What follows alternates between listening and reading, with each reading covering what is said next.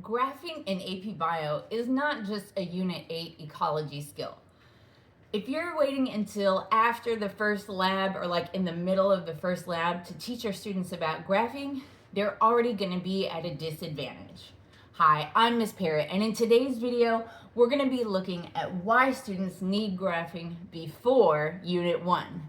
This gives students an early win. Graphing in AP Bio is not extra. It is a core skill needed to be AP Bio exam ready. In AP Bio, students need to be able to represent their data, describe patterns, connect data to biological explanations, and perform all these skills under time pressure. So they may be given a data table, have to turn that into a graph, recognize and describe the pattern, and then make a biological claim explaining what's going on. This is a lot of skills. And FRQ2 makes graphing scoreable. So all FRQ2s require graph construction by hand.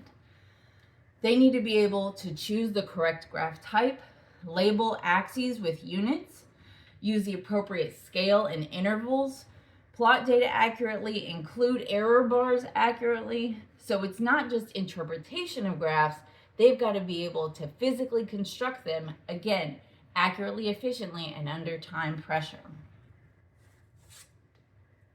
Now, why should we do graphing before Unit 1?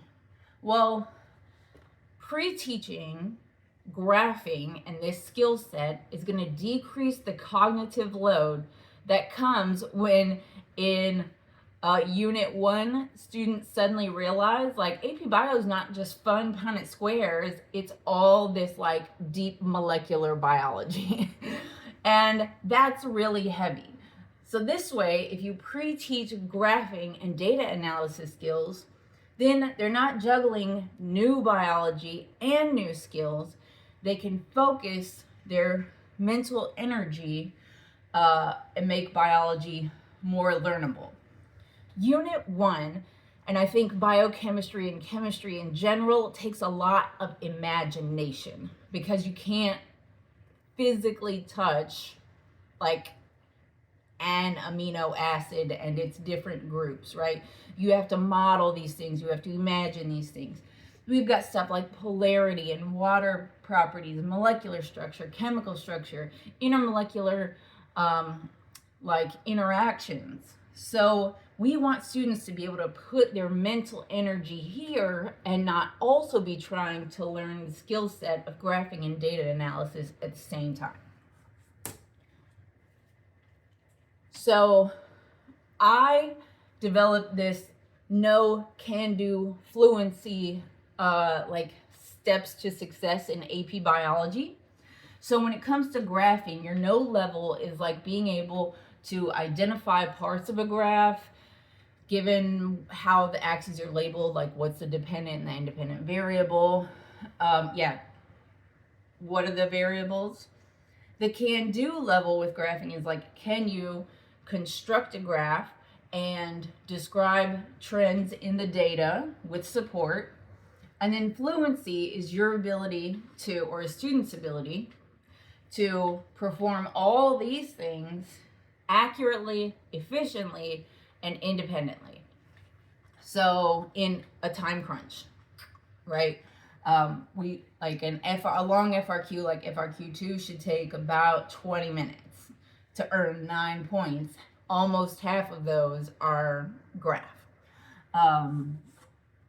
So some common misconceptions that we're going to be correcting because I'm going to be getting into graphs all the month of June. So common misconceptions that students have that you can address off the top is that all axes start at 0. That's not necessarily true. Students should use data, like the data in the data table, to decide where to start. Where makes sense, what's going to allow their graph to fit the majority of the area. Another common misconception is that titles earn points on FRQ2. Now, while a good graph title is important in science, On the AP Biology exam, it is not a point earner. But they should still, I mean, I'm not saying don't teach how to make a good title, because like enzyme graph, that's a terrible title. Kids actually struggle with that. But it's not going to give them a point on the FRQ. Another misconception, error bars are just decoration.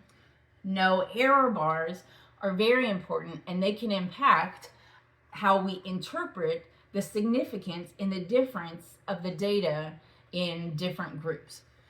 So error bars, not just how to determine how big they should be, that's using standard deviation and standard error of the mean in AP Biology, but also how to draw them and make them make sense. Misconception number next, trends is the same as explanation. No, it's not. No, it's not. Being able to describe a trend, like as temperature increases, enzyme activity increases. That's describing a trend. But explaining why that happens is a totally different skill set and takes understanding of like kinetic energy and how enzymes work. So these are actually describing and explaining what's going on in a graph are different skill sets altogether. And the final one, like super common misconception, is that the graph type doesn't really matter, like whether you use a bar or a line or a scatter plot or whatever. It doesn't really matter as long as it looks neat. Not true. Different data requires different graphs.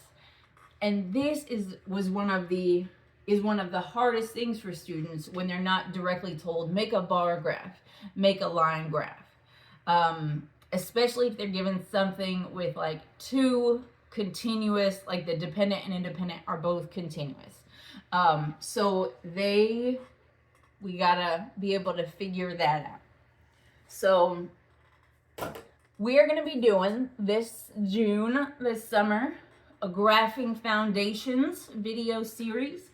So along with this one, we're gonna do videos on choosing graph types, scaling, axes, and intervals. This is really important, especially intervals, like when it comes to time management. So that deserves its own video. Making graph by hand with error bars, box and whisker plots for AP Bio. A lot of students have never seen those, so we want to introduce those. And how you, as a teacher, can use real biological data from citizen science data sets in your classroom. And that brings everything, just like makes it all a little more real. So happy summer, students. Happy summer, teachers. For those of you that think that teachers just get to cruise all summer, no, there are going to be teachers out here learning how to teach graphs this summer. But it's going to be great, and it's going to help you and your students be more successful in AP Biology next year. If this video was helpful, please do give it a like, subscribe to my channel. Please leave a comment, a question below. If you have a specific graphing skill set that you'd like me to teach in this series, add it below. And you can check out for specific graphing activities my Teachers Pay Teachers store at Know and Grow with Gnomes. Keep learning, keep growing, and we'll see you next time.